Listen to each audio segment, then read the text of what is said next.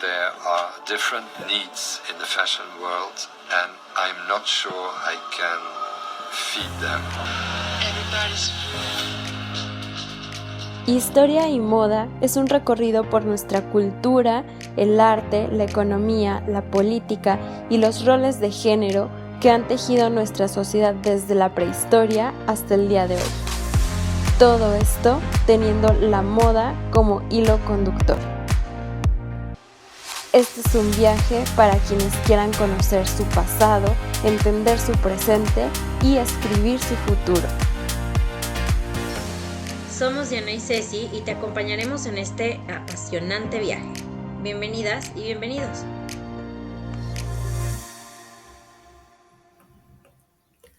Si el fenómeno de la aparición del hombre se remonta a los horizontes del hombre de Pekín, para creer en la emigración del hombre de Asia a la hospitalaria América, la caza del legendario caribú debió incitarlo a cazarlo más al sur en el duro tiempo de hambre.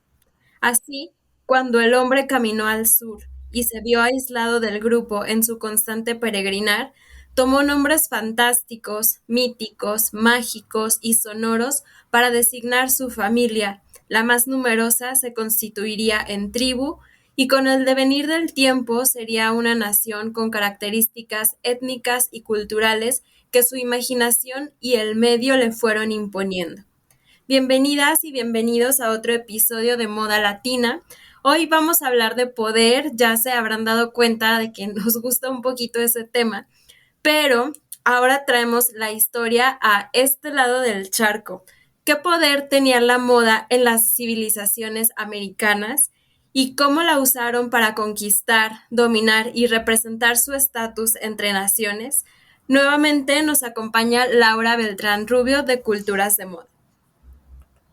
Hola Diana, hola a todas y todos, muchas gracias por tenerme aquí otra vez.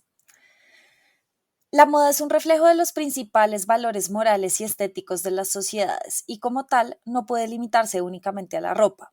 Si pensamos en las culturas prehispánicas, no es que nos imaginemos mucha ropa, si acaso taparrabos y algunas túnicas básicas. Pero este imaginario realmente no es más que el resultado de los estereotipos que hemos heredado del pensamiento europeo, que nos han dicho que todo lo americano es salvaje y por ende inferior a lo que viene del llamado viejo continente. El estereotipo de la desnudez nativoamericana ha sido utilizado durante ya más de 500 años como prueba irrefutable de la falta de civilización en nuestro continente. Pero lo cierto es que aquí la gente no andaba ni desnuda ni vestida exclusivamente con taparrabos. Eso sin contar que la moda abarca mucho más que los textiles, y los textiles abarcan mucho más que la moda. De hecho, muchas definiciones de la moda y hasta el vestido la han extendido a todas las decoraciones que se crean sobre el cuerpo. Más que la ropa, la moda se refiere a los actos de adornar, decorar, emperifollar, y esto abre la posibilidad de incluir el maquillaje, las joyas, los tocados y las modificaciones corporales como moda. Para nuestro análisis de hoy vamos a enfocarnos en 3 civilizaciones que habitaron lo que algunas llamamos Abya Yala, siguiendo el llamado de miembros de naciones indígenas contemporáneas para descolonizar lo que conocemos como Latinoamérica. Abya Yala significa tierra en perfecto estado de madurez en el idioma de las naciones Gunadule que habitan lo que llamamos Colombia y Panamá, y es una apuesta no eurocéntrica, no antropocéntrica y no patriarcal para nombrar el territorio que habitamos. Comencemos en el Tahuantinsuyo, o lo que hoy llamaríamos el Imperio Inca. En él, la indumentaria debía reflejar muy claramente el estatus de cada una de las personas que componían esta compleja sociedad. De acuerdo con las creencias de la cultura inca, el orden social era estrictamente jerárquico y cada persona debía cumplir un rol que, además, tenía un opuesto y ambos se complementaban a la perfección. Es el caso, por ejemplo, de los géneros. Hombres y mujeres cumplían roles diferentes en el Tahuantinsuyo que debían complementarse el uno al otro, y esto se reflejaba en el traje. Los hombres utilizaban una prenda llamada unku, que consistía de un pedazo de tela rectangular doblado por la mitad y cosido a los lados, dejando 2 aperturas por donde pasaban los brazos. La cabeza y el cuello se insertaban por una ranura en el medio del rectángulo. Así, el unku reposaba sobre los hombros y cubría el torso, las caderas y los muslos de los hombres. En el caso de los hombres de la nobleza, el unku era complementado por una especie de banda que adornaba la cabeza, llamada mascaipacha. Era un cordón tejido con borlas que se amarraba alrededor de la cabeza del Zapa Inca o el gobernante del Cusco y gran Inca del Tahuantinsuyo. Así, la mascaipacha era uno de los símbolos más claros de poder antes de la invasión española, que además siguió utilizándose para representar a los descendientes de la nobleza inca incluso durante el periodo colonial. El vestido de las mujeres era distinto. Consistía de un anacu, que era un rectángulo de tela que se envolvía alrededor del cuerpo y se sujetaba en los hombros con unos alfileres llamados tupu en quechua, y alrededor de la cintura con fajas o cinturones llamados chumbi. Sobre el anacu utilizaban un manto llamado ligla. Parece ser que hombres y mujeres de distintos niveles sociales utilizaban a grandes rasgos las mismas prendas en el Tahuantinsuyo. Sin embargo, las diferencias de estatus eran marcadas por los materiales, es decir, los tipos de fibras y los tintes que se usaban en la creación de las telas. Por ejemplo, la investigación arqueológica de tejidos en la costa pacífica de los Andes ha demostrado que las momias de los miembros de la élite se enterraban con tejidos que utilizaban la grana cochinilla importada de Mesoamérica para crear el color rojo. Quienes pertenecían a niveles más bajos de la sociedad usaban tejidos rojos teñidos con pigmentos locales como el achiote. Además de lo que simbolizaban las distintas prendas y materiales, la producción de textiles, sobre todo los más finos, era estrictamente controlada por el Estado. Los tejidos más finos se llamaban cumbi en quechua. Eran elaborados usualmente con hilos de algodón y vicuña que se tejían con una densidad altísima y terminados en todos los bordes, alcanzando un nivel de perfección que nunca se vio en la producción textil europea de la época. Los kumbi solamente podían ser creados por un grupo selecto de hombres y mujeres que trabajaban en talleres estatales. Las mujeres que hacían parte de este grupo de elegidas eran llamadas aclas en quechua. Se cree que eran ellas las encargadas de crear los ejemplares más finos de cumbi para el Zapa Inca cerca de su residencia en Cusco, donde se ubicaba el centro de poder del Tahuantinsuyo. Se cree que las condiciones bajo las que trabajaban estas mujeres eran relativamente similares a las de las monjas de clausura en los conventos católicos de la tradición europea occidental. Viajemos ahora hacia el norte, a Mesoamérica, en donde la cultura maya habitó durante más de 2 milenios y brilló con luz propia. A ellos se les atribuye ser los creadores del lenguaje escrito americano. Se caracterizaban por ser expertos en matemáticas, astronomía y arte. Precisamente por este tema de escritura sabemos mucho de esta civilización y aunque no todos sus misterios han sido descifrados, sí tenemos mucha información para analizarla desde la moda. La historia de la vestimenta maya se remonta a los tiempos preclásicos, más o menos entre los años 1000 y 250 antes de la era común, cuando se fundaron los cimientos de esta civilización. Fue durante este tiempo que se estableció la estructura de clases sociales y se asimilaron por primera vez las enseñanzas religiosas.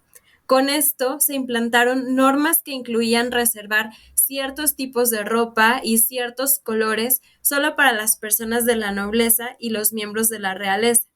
Estas costumbres también fueron seguidas por las civilizaciones posteriores, como los aztecas. La civilización maya era una sociedad estratificada. Había una élite y había plebeyos, aunque con el tiempo la estratificación fue más especializada y por ende más compleja. Las ciudades-estado conformaban el imperio donde había guerreros, campesinos, comerciantes, esclavos, obreros, religiosos, nobles. Por sobre ellos estaba el rey de estatus semidivino. El heredero debía ser hombre de su sangre y el poder solo recaía en manos de una mujer si no había heredero varón alguno. El crecimiento del heredero estaba surcado de ritos de iniciación y había entonces muchas ceremonias.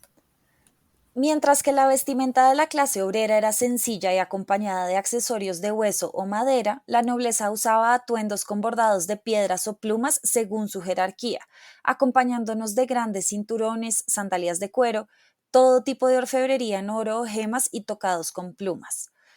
Las mujeres llevaban peinados bien elaborados, además de adornar sus cuerpos y pintarse la cara. Y no, no estamos hablando del Renacimiento europeo, estamos hablando del 600 antes de la era común y al otro lado del Atlántico. Los hombres también querían denotar su jerarquía vistiendo turbantes con adornos cubiertos de colores, plumas, pieles e incluso piedras preciosas dependiendo de su jerarquía. La figura del penacho, reconocido ampliamente en la percepción pública, fue símbolo de poderío religioso, militar y de nobleza. El penacho de plumas era utilizado exclusivamente por aquellos que ocupaban los escalones más altos de la pirámide social maya.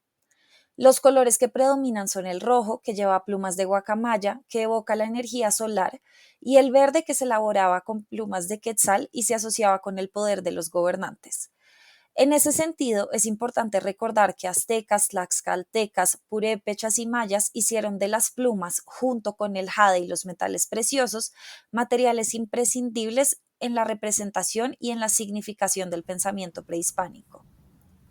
Y en la región andina, las plumas también fueron uno de los elementos más representativos del lujo en las artes textiles, por lo que su uso seguramente estuvo limitado a quienes estaban en el poder. Pero bueno, volviendo a Mesoamérica, cada evento cultural de los mayas requería su propio traje, entonces no es que hubiera un solo traje maya, sino varios, uno distinto para cada ocasión. Así había trajes de guerra, trajes de baile, ropa de todos los días y hasta ropa deportiva. Otra de las características en los hombres mayas era que llevaban la piel pintada de negro hasta casarse. Un símbolo de belleza dentro de la cultura maya fue la deformación craneal y el estrabismo visual, ambos generados desde la niñez. Los trajes cobraban otro giro cuando se trataba de alguna ceremonia. Estas giraban en torno a solicitar favores a los dioses, buenas cosechas, por ejemplo, y se hacían con regularidad según el ciclo lunar. Así, la vestimenta era decorada con elementos que simbolizaban prosperidad, como por ejemplo las fechas de las cosechas o episodios que debían conmemorarse de las vidas de los ancestros. Era entonces cuando aparecían las plumas de colores, las mejores piedras preciosas, las mejores prendas de todas. La ropa de sacerdotes incluía una cola repleta de plumas, adornos que producían ruidos al moverse, como pulseras y sonajeros o imponentes cetros. La imagen era bastante intimidante. Este era sin duda el momento para que el poder de las familias se expresara en la ropa. Se utilizaban pigmentos naturales, colorantes vegetales para teñir las prendas textiles. Los colores que más se imponían eran el amarillo y el azul. El amarillo representaba el color de la serpiente, el maíz y sus derivados, y el azul era el color de los dioses y el agua. Los textiles mayas eran una maravilla y todo lo textil se consideraba una ofrenda de la diosa Ixchel y las mujeres habían recibido el talento de realizar tejidos, por ello los símbolos bordados en la vestimenta maya poseían un significado bendito. Las mujeres eran entonces las hiladoras y bordadoras por excelencia. De esta manera, la cultura maya configuró en sus vestidos una huella que los diferenció del resto de las culturas mesoamericanas. Para un pueblo en que uno de sus pilares básicos era la guerra, se preparaban y adornaban muy bien para ir a esta. Usaban pieles de animales, hojas gruesas junto a telas de algodón para así realizar trajes protectores que los defendieran y les dieran una mejor movilidad a la hora del combate. Comúnmente a sus escudos, que por lo general eran enormes, los solían adornar con cuero de animales fuertes y plumas muy llamativas, también como muestra de poder. Si bien todas estas decoraciones constituyen la base de la vestimenta maya, los textiles no fueron menos importantes en la comunicación de información social. Además, fueron usados como medida de intercambio en la dinámica económica mesoamericana en forma de mantas de algodón llamadas quachli. Los textiles circulaban en tres canales de distribución: el intercambio local, el intercambio foráneo y el tributo. Dentro de este último, los textiles fueron sumamente importantes. Muchos bienes eran pedidos en tributo, pero los textiles fueron por mucho el bien más solicitado. Entre los aztecas, que habitaron lo que hoy conocemos como el Golfo de México y hasta el centro de la nación, la guerra y el estatus de los hombres como guerreros también fue una parte esencial en la constitución del vestuario. Esto se debió muy probablemente a que los aztecas fueron una cultura nómada que solamente logró consolidarse hasta después de la caída de los toltecas, hacia el año 1150 de la era común, gracias a sus violentas conquistas de otros pueblos que habitaban Mesoamérica. Los aztecas veían en el pasado tolteca la epítome de la creación artística y la proeza en la guerra entonces. Por esto, era súper importante para los gobernantes aztecas demostrar su descendencia de líneas venerables de guerreros toltecas.